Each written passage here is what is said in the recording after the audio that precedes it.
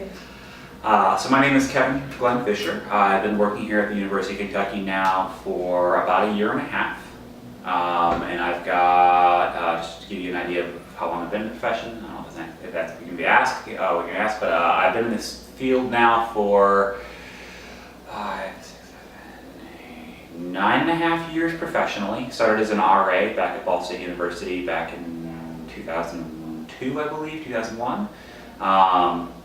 Went to University of Missouri for my master's in higher education, and then spent 5 years at Westfield State University in Westfield, Massachusetts, and did 1 year in California for an internship, and I'm back here for family reasons back home. So. Okay. Which residence halls are you in charge of here? My area of supervision is Champions Court 1, Champions Court 2, Roselle Hall, and the Wildcat Co-Lodge, which is where the basketball stays. Okay, and will you be in charge of Limestone Park 1 and 2 when those open? It's a great question. We're not sure. We're not sure if I will be in charge of Limestone 1 or 2 next year. That currently is up for debate. There's a talk of hiring an answer area coordinator and splitting North Campus into 2 and shifting some things around, especially with the blending in Kerwin low rises possibly going offline next year. There's a strong possibility of some additional changes happening. Okay. When did Champions Court 1 and 2 open? So Champions 1 and 2 opened last year, so it would have been, oh good lord, not last semester, but the semester before that. So we're about 1 year and 3 months into this building being operating. Okay. What are kind of your general thoughts on like the opening of things and how like the response has been, just like overall thoughts? Overall thoughts on Champions 1 and Champions 2, the public loves the building. It's a new building. It is gorgeous. A lot of finishing touches, a lot of great vibrant colors in the building. It has a very open feel. Both buildings have a really open feel to them. The students personally have loved the building. There's something the students really enjoy about having a private bathroom with just one other person, or if you're in the 4-person suite, those 2 other people. Even then, the bathroom to student ratio is 2 to 1. So even if you're in 4-person, you still have 2 bathrooms in the 4-person one, which is crazy. But the reception has been phenomenal. Last year we had the board of directors walk through multiple times. President Capelouto would make it a frequent trip for him and his dog when he went on his dog walks to come in and stop in and do walkthroughs. And so the building has gotten a lot of rave reviews from the students and the board. So. All right, okay. 1 second. I'm going to adjust a little bit. Mm-hmm.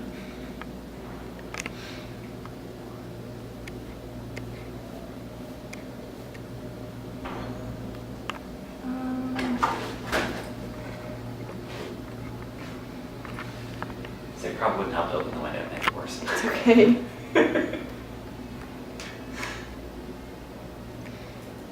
All right, go ahead.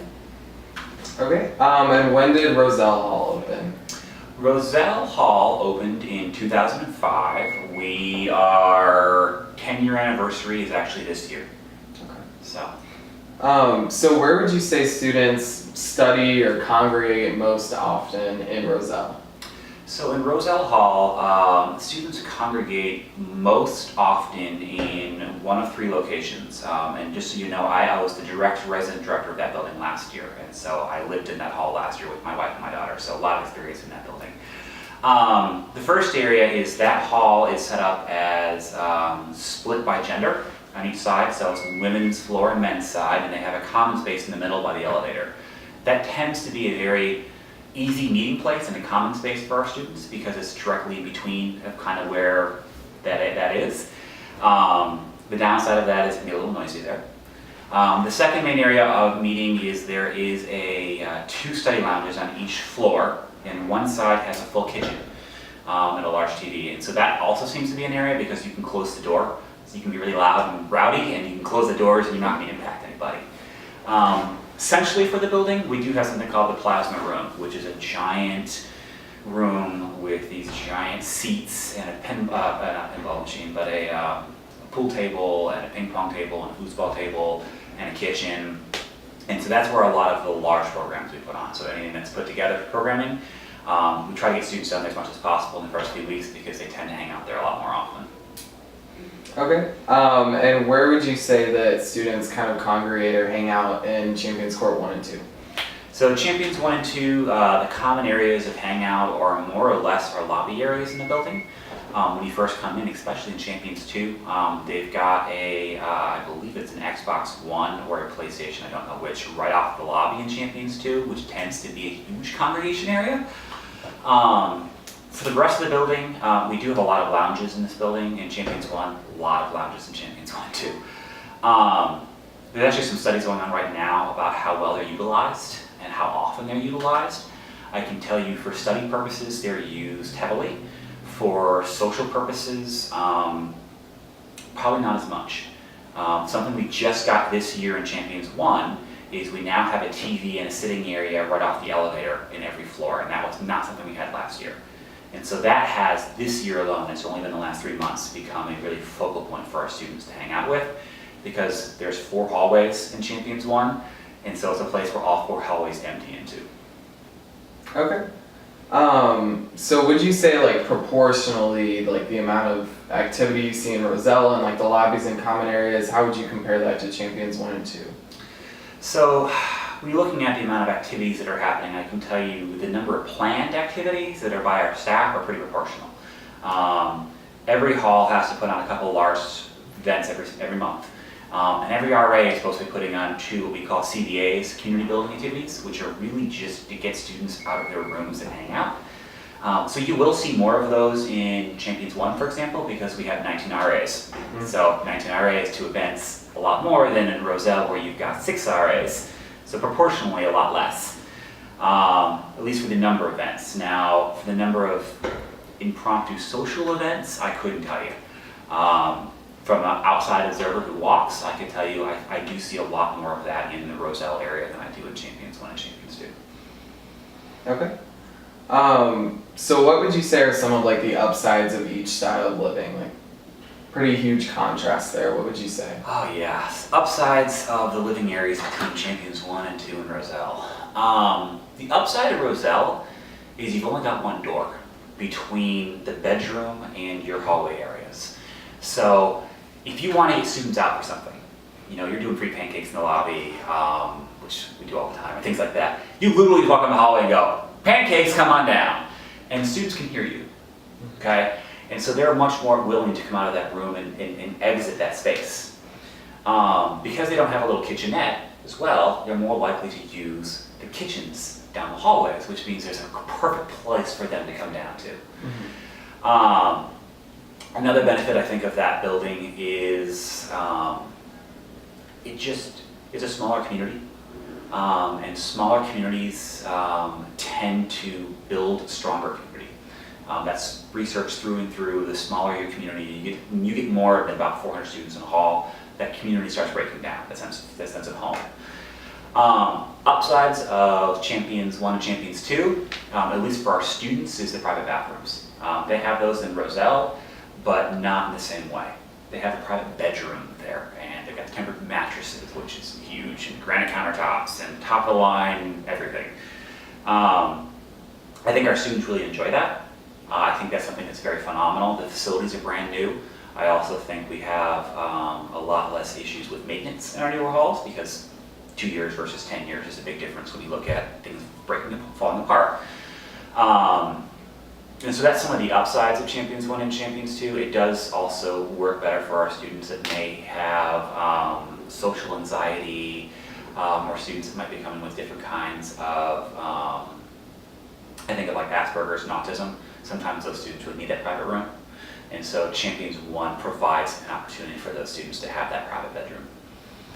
Okay, and you kind of mentioned a few of these, but what would you say are the downsides, the main of each style of living? So there are some negatives to both styles of living. I can say that the negatives to this kind of style in Roselle, where you've got that a little more building community, you tend to have more, believe it or not, you tend to have a lot more roommate conflicts, because you've got 4 people that are sharing a bathroom, and sometimes they're fighting over who's going to clean it, and used all my toilet paper, and which is always fun.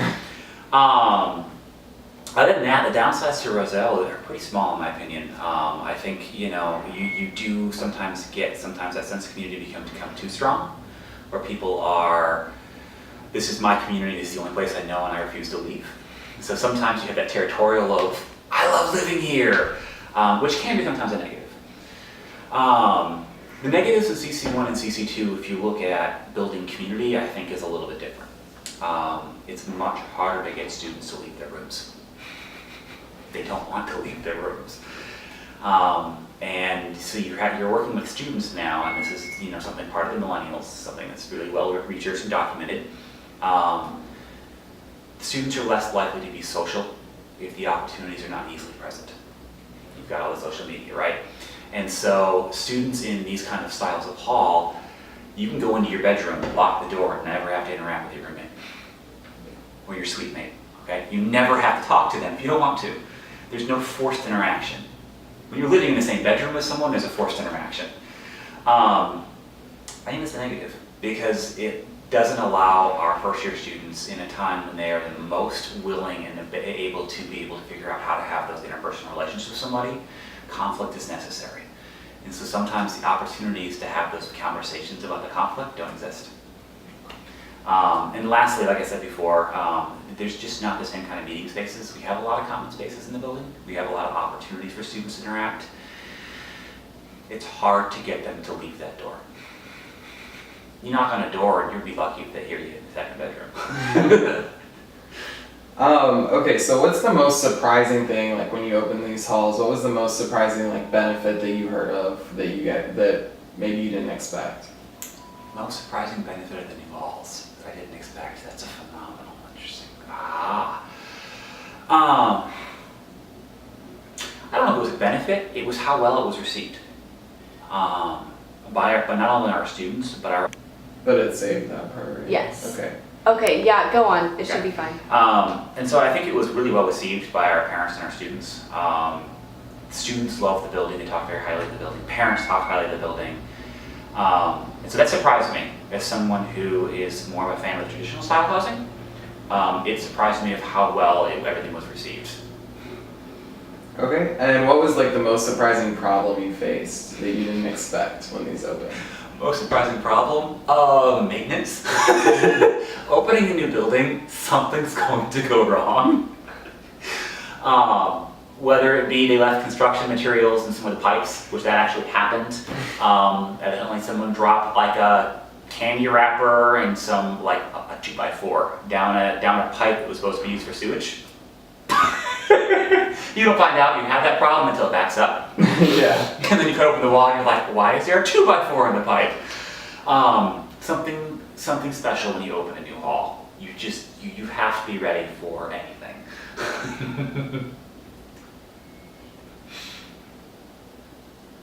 Okay, do you think it's still possible to have that typical common shared college experience in the new residence halls? Do I think it's, I don't know if it's possible to have that kind of common experience, that social atmosphere in the newer halls that are being built.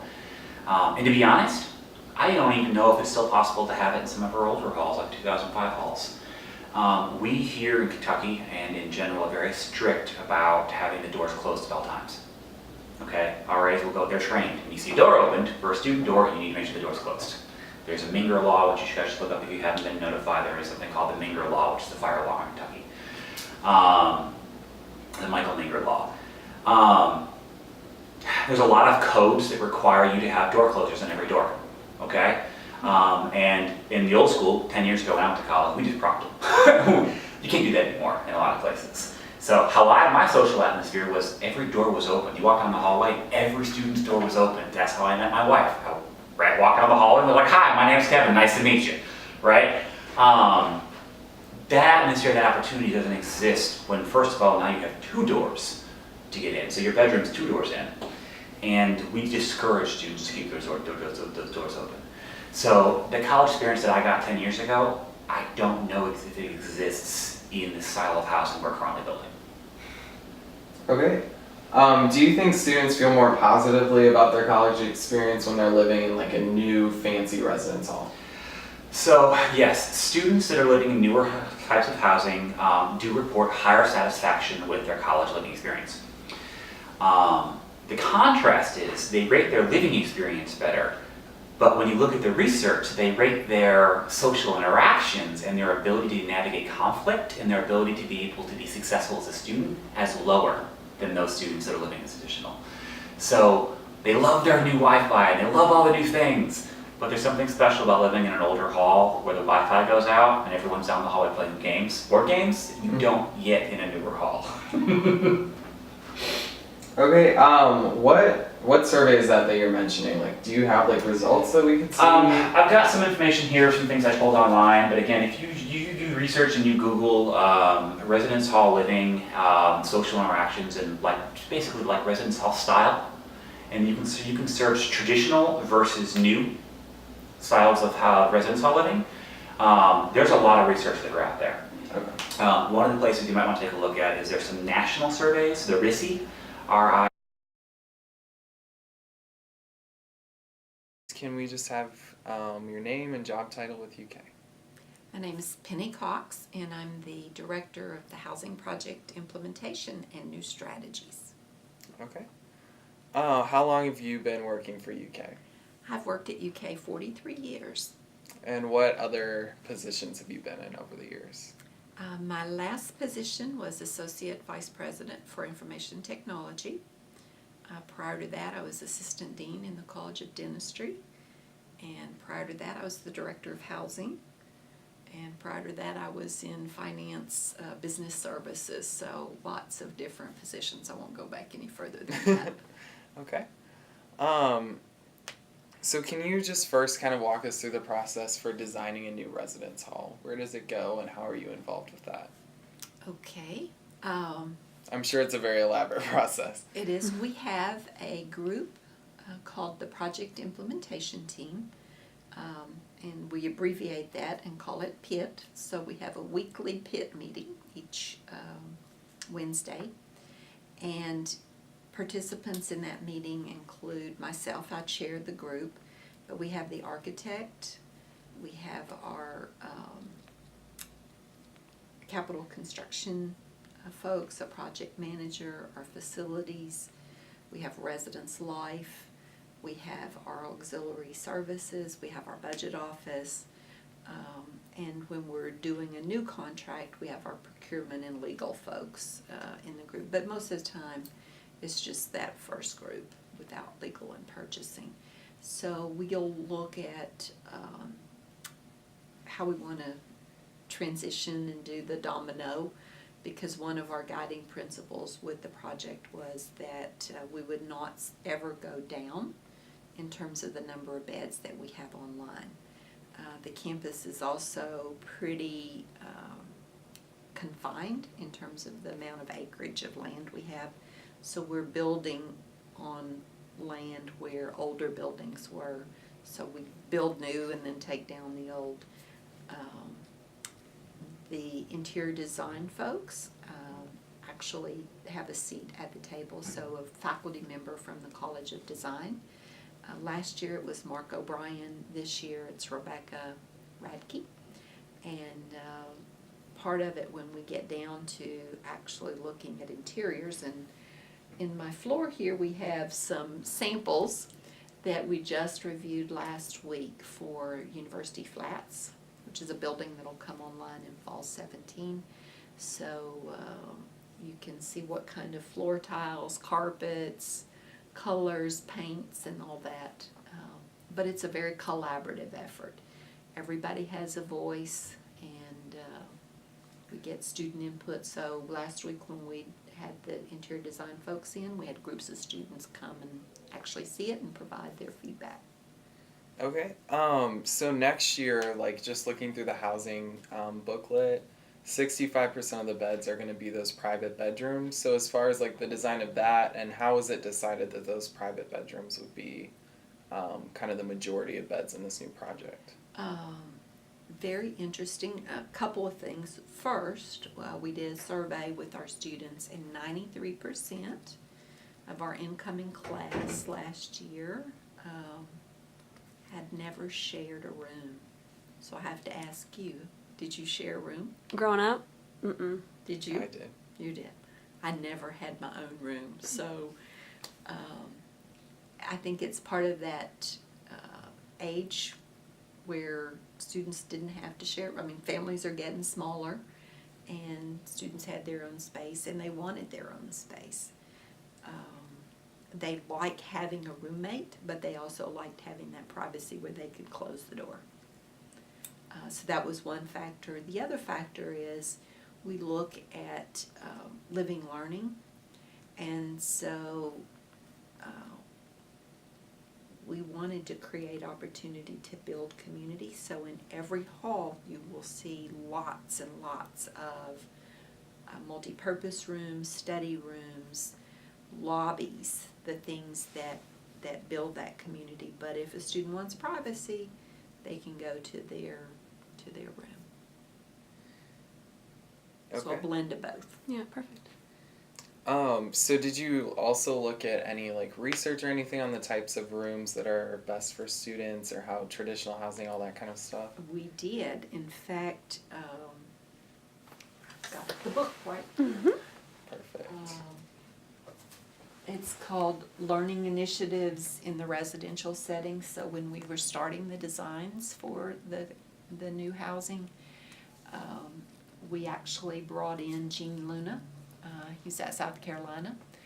And we spent charrettes. I don't know if you've heard that term. A charrette is where you almost like get to play paper dolls and say, I like this. You know, you have blocks and pieces and put things together. And so how do we build that residential living? So this was one of the resources we used. We brought in the author of the book. We also went and visited other schools to see what they were doing in terms of the styles of what they were building on campus. So that's a little bit. Okay, what other schools were those? We went to Connecticut, Yukon Stores, Connecticut. We went to Slippery Rock in Pennsylvania, University of Alabama, Georgia Tech, Northeastern. There's one more. There's one more. I can't remember it. It's We okay. got a lot of them. So would you say that UK's new halls are comparable to their new halls? I would say yes. We paid a little bit more attention to creating that academic support space, what we call the active learning spaces, because we learned lessons from them. We've also learned lessons from the first buildings that we built, so we make modifications along the way. But we were very intentional on creating those active learning spaces because we knew that students who are in a living learning program do better academically, from GPA to retention, graduation rates. So we didn't want to just put heads on beds, a lot of square footage that was just rooms where people go to sleep. We wanted that environment where we could create a culture of engagement. And we're roughly 35% of our spaces are active learning type spaces. 65% is the residential rooms of the square footage. Nice. Okay. So now that the halls have opened, have you been doing any measurements on if students are using those active learning spaces? I don't have the actual count of each room.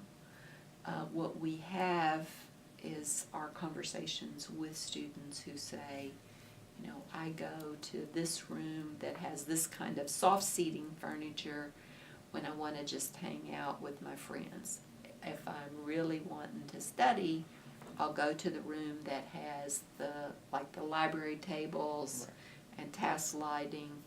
And if I really just want to go out and play games, I think there's some rooms that have the video games that you can check out, like Xbox and that sort of thing. So they'll go and get those, and maybe 3 guys or 3 gals will, play the video games. So that's been the kind of feedback that we've had so far. We did have the College of Design, Professor Radke. Some of her students did an assessment, actually observations last year on Champions Court, and we just picked one building because there were like 5 different living learning communities in the building, and we wanted to see if there were differences between majors. So if you were in that building and you were an engineering student, do you use the space differently than if you're in that building and you're in the College of Education in elementary ed? And the answer is Probably yes. Yes, so the engineers are much more likely to be in those study carrels that have the little things, and the education majors are, down on the floor working together. Okay. Let's see here. So do you think students living in a newer building or a nicer building makes them feel better about their experience at UK? I don't know. I mean, I would think it would. I know it certainly helps parents feel better about when they're bringing their son or daughter and leaving them. The natural with a parent is they want to make sure that they're nested, they're safe. We've put a lot of emphasis on security, so the card swipe to get in the building, the card swipe to get in the room, all of the outdoor cameras and the security on campus, I think, helps parents feel a lot better, and hopefully it makes students feel better too. That's an interesting question. We should ask it in a survey. Yeah, that's kind of the question we're asking with our documentary, so I was interested to hear what you thought about that. What do you think about the idea that some students have that the older residence halls have a better community because people aren't spending as much time in their rooms, they just kind of hang out all together in the hallways or on the floor like a typical college experience? My conversations with students who lived in the hall as a freshman and then moved to one of the newer halls as a sophomore is that they enjoyed that time in the traditional hall because they had a good relationship with their roommate or the folks in the building. But when they moved to the new building, they really enjoyed having the privacy and the ability to have a shower, have a little kitchen area, be able to, get up and brush your teeth and your own sink and that sort of thing. So I think it's a trade-off between what you're most comfortable with. As far as building community, the RAs, the resident assistants for the buildings, that's their job, is to build programs that will get students out of their room and help them to become more engaged in that building community. With the living learning programs, I'll use engineering as an example. There in Woodland Glen 3. We put in a very large classroom, and it has a writable surface from the floor to the ceiling. I was over there Friday looking at, they hadn't gotten the dishwasher installed in the kitchen in the back. And students had actually written formulas. I said, how did they get up that tall? Because they must have had a ladder or a chair that they climbed into, but there were formulas all over that wall. And the RA that was with me, she said, they come in here every night and study together, and they work on their problems as a group. So I think the RAs help with that, the faculty help with that. If you're in Central 2, there are 3 classrooms down in the lower level. Mm-hmm. So they might be used for classes during the day, but in the evening, those spaces become available that students can go to. Mm-hmm. I don't know if that answers your question. Yeah, definitely. No, that was good. Mm-hmm. And then I was wondering, do you have information about comparing academic performance between the residence halls or retention rates between the residence halls? We've started to gather that information, and I don't think we have actual data that could be used widely, simply because the older halls, the traditional halls, did not have the spaces for living learning programs. So you're not going to find a big classroom, you're not going to find that big lobby, and so it would kind of be unfair to say academic performance is worse in the traditional hall than it is in the new hall, simply because we've got all these living learning programs supporting student success in the new buildings where we didn't have that in the old buildings. So I think, we're collecting that data, but we've not really reported on it yet. Okay. And so what are the next steps in this kind of revitalization of campus? Does it stop with Limestone Park 1 and 2? Does it continue? We are under contract for University Flats, which is the building in front of Landing 2 and 3 on, where the green, the blue fence Yeah. is. I think it's a blue fence, not a green fence. Mhm. Right as you're headed toward the Johnson Center. Yeah. Mhm. Yeah. So that building will open in fall of 17. It's a building that's really geared more to the upper class students, so juniors and seniors. We did surveys with them, and they really want a full apartment.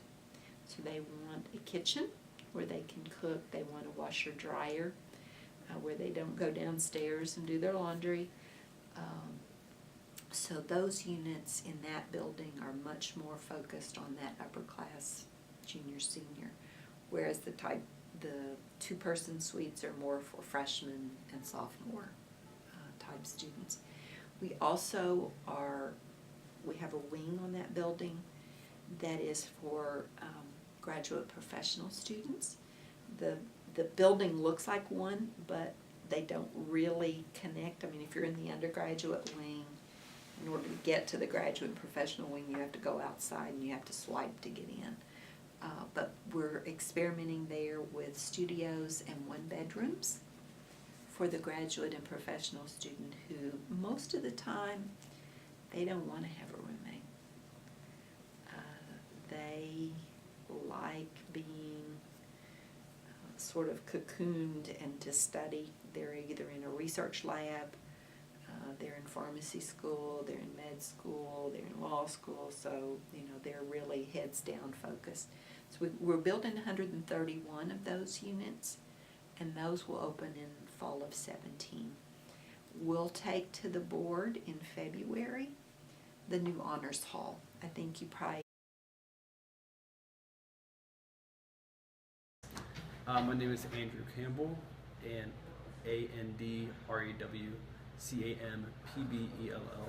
and I'm a resident advisor. Okay. How long have you been an RA? I've been RA for about a year and a half. This will be my second year going in, so starting sophomore year. Okay. And what halls have you been in? I've been an RA for Central 1 and Central 2. We work as one hall though. What halls have I been living in before that? I was living in Kerwin 1 before that. Okay. What are your thoughts on those two different kinds of living, Kerwin compared to Central? My thoughts comparing the two, Kerwin and Central, are they're very different communities in very good ways, and sometimes aren't as sometimes not good, some good ways. Kerwin had a really close community. It was much more homey. You could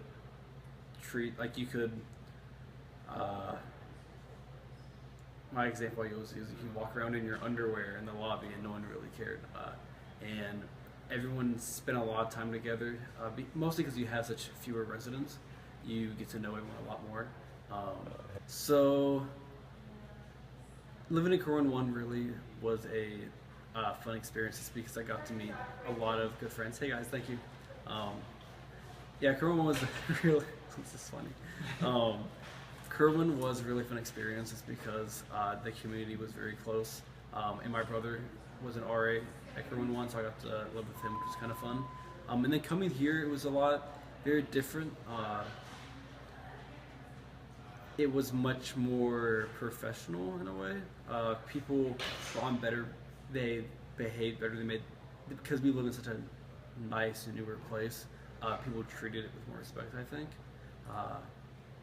And the rooms are much nicer, I give it that.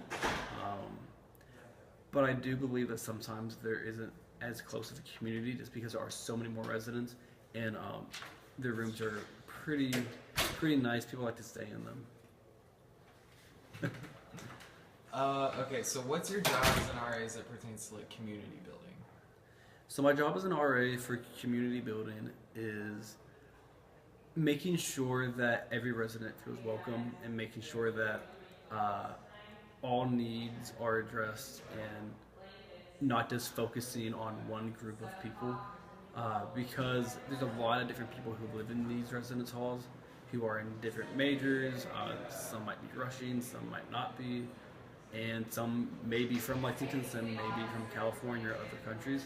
So just trying to make sure there's a universal comfort for everyone, and making sure that, just overall making sure that the transition from living at home to living in college is smooth as possible and that they enjoy it. Some people can find it really difficult and scary, and it is scary, but we want to make sure that they do overcome that and they do start to really enjoy their independence. Okay. Some examples of events that I've held are, they kind of just go from small ones to big ones. We might take a group of residents to go watch a movie, put on like a late night film series. We can get up to like 40 residents coming to those. And then sometimes we'll have organizations on campus come to the residence halls and they just discuss what they do and opportunities that residents have. I know we had one with the Organization for Study Abroad, and we had like over 50 residents come to that just to come and listen and learn how to get involved with that.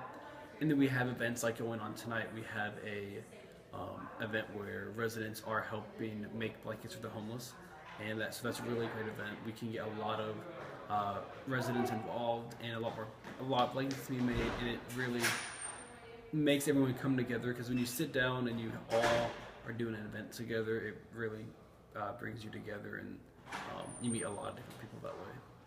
Okay.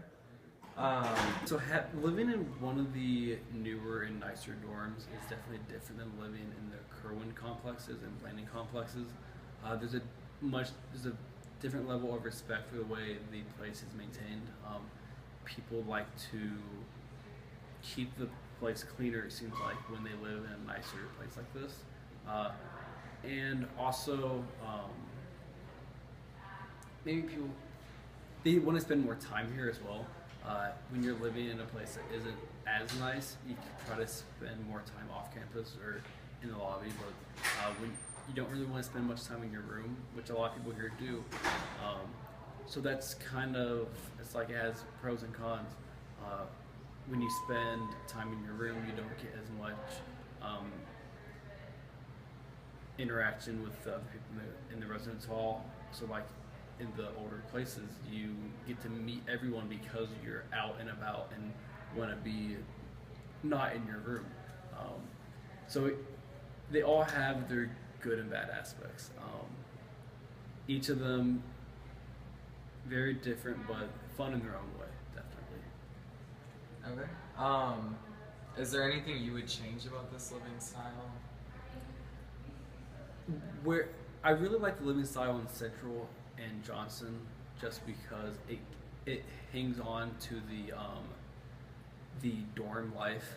It has you and a roommate have to live and share one space, and with the really new places such as Woodland, they have set closed off rooms in a living space, and it's really different. It's more so like an apartment, and it's very nice. It's a nice way to live if you like having your privacy, but you don't get to know your roommate as well, I believe. You don't really have to tough it out. So if there's an issue between you and your roommate, you can just go to your room and not talk to them the entire year. But if if you share one small space with someone, those issues are kind of hard to ignore. So it really makes your communication with them a lot stronger because you want to be happy with the way you live and you can't ignore it, so you work on it. And I think it's really important for college students to experience that because when you get out in the real world, there's going to be issues that you're going to have to address. Hey. Okay, and so do you think the privacy of the like newer rooms like you were talking about or the closed doors have like a barrier to getting to know each other or like getting community events going on? I do believe that there is kind of a barrier when you have those newer residence halls and the separate rooms. And I think so I definitely do think there's a barrier when you are separated in your room and getting to know your roommates and the other residents. As an RA, it's kind of difficult because people like to have their own space. So when they like having their own space and they're used to it, they don't tend to be where you can see them unless you're going knocking their door. So it can be kind of difficult. And that's why, I've definitely had to work harder this year, and just because people are getting more attached to their rooms. We still have the resident or the shared space here, but I've noticed this year people like to stay in their rooms more. And with all the newer places coming up, that's going to become much more common. And I think it will become more difficult for resident advisors to make a connection, but also to make it work harder. And I think there's going to be a lot of stuff to learn with that. Okay.